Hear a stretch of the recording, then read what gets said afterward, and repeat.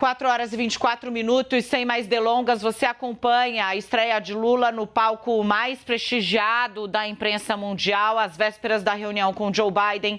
Ele concedeu uma entrevista de quase 25 minutos a Christiane Amanpour, da CNN. Entrevista que você vê agora na íntegra. As traduções das perguntas de Christiane Amanpour com ela, Denise Bobadilla. Mr. President Lula, welcome to our program. Seja bem-vindo ao nosso programa. Participar do seu programa. O presidente Biden foi um dos primeiros líderes mundiais a parabenizá-lo por sua vitória nas eleições e a condenar o levante de 8 de janeiro. Vocês têm muito em comum em proteger a democracia. Esse será o principal tema do encontro de vocês aqui? Defender a democracia é uma obrigação de todos os democratas do mundo. Eu jamais imaginei que pudesse acontecer nos Estados Unidos da América do Norte a invasão do Capitólio. Como jamais imaginei que no Brasil, depois de uma eleição democrática, pudesse haver uma invasão no Congresso, na Suprema Corte e no Palácio Presidencial. Isso significa que você tem solta no mundo uma extrema-direita raivosa, uma extrema-direita muito nervosa, que utiliza fake news como se fosse um instrumento de fazer política, de conversar com as pessoas. E nós precisamos destruir, sabe, essa narrativa que eles utilizam contra os democratas. Aliás, ontem, eu quero dar os parabéns ao presidente Biden pelo seu discurso que ele fez no Congresso Nacional, que foi um discurso muito interessante. Era como se ele estivesse falando no Brasil, porque no Brasil acontece a mesma coisa que está acontecendo aqui.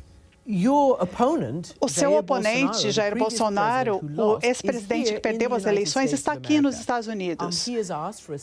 Ele pediu um visto de 6 meses, mas ele já tem sido investigado pela Corte Suprema por supostas violações após a sua posse. O senhor acha que ele deveria ser autorizado a ficar nos Estados Unidos? O senhor falaria disso com o presidente Biden? Ele já tem praticamente 12 processos lá no Brasil e vai ter mais processos. Eu acho que em algum momento ele vai ser condenado em alguma corte internacional sobre a questão do genocídio por conta da Covid, porque metade das pessoas que morreram é por conta da irresponsabilidade do governo, e também ele poderá ser punido pelo genocídio contra os índios Yanomamis. Ou seja, que é uma coisa muito grave que aconteceu lá, e ele incentivava os garimpeiros, incentivava a jogar mercúrio na água, incentivava a poluir a água, que as pessoas bebiam naquele mundo bem escondido do restante do país. Então, eu acho que em algum momento ele vai ser condenado. Ele, na verdade, nem ficou lá para me dar posse, ele fugiu do Brasil 3 dias antes, ainda fugiu no avião presidencial e veio se esconder aqui na casa de um amigo dele. De qualquer forma, um dia ele vai ter que voltar ao Brasil e ele vai ter que enfrentar todos os processos que estão movidos contra ele, porque eu posso te contar uma coisa, eu nunca pensei que alguém fosse capaz de destruir em apenas 4 anos, tudo que nós construímos em 13 anos no Brasil, ele destruiu em 4. É por isso que o nosso lema agora é união e reconstrução do Brasil. O senhor vai pedir para sua extradição para que ele seja deportado de volta ao Brasil ou não? Eu ainda não sei, porque eu não vou falar com o Biden sobre isso, porque isso vai depender muito da justiça brasileira. Eu sempre trabalho com a ideia de que todo mundo tem direito à presunção de inocência. Ele tem o direito de se explicar para a sociedade e ele tem o direito de ser julgado da forma mais democrática possível, da forma que eu não fui. Eu quero para ele a presunção de inocência que eu não tive. E nem por isso eu estou preocupado. Eu quero que ele seja julgado de acordo com a lei. Eu só posso tocar nesse assunto se o presidente Biden tocar no assunto. Se o presidente Biden não tocar, eu não vim aqui para falar mal, sabe, de um presidente que todo mundo sabe que ele é uma cópia fiel daquilo que o Trump foi nos Estados Unidos. Bom, tendo dito isso, obviamente, o 6 de janeiro aqui foi bastante traumático nesse país.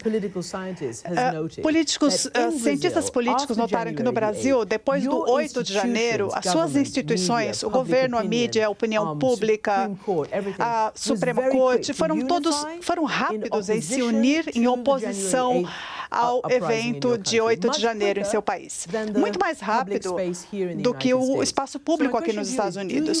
O senhor acredita que um mês depois a democracia está segura em seu país? Eu acredito que as instituições que são criadas para garantir o processo democrático estão muito preparadas para enfrentar qualquer tentativa de golpe. Porque o que houve no Brasil foi uma tentativa de golpe, organizada possivelmente para que acontecesse no dia 1º de janeiro, no dia da minha posse. Não aconteceu porque tinha muita gente e eles resolveram, quando todos nós estávamos muito tranquilos, resolveram fazer essa tentativa de golpe. Eu posso garantir que as instituições brasileiras estão comprometidas com o processo democrático.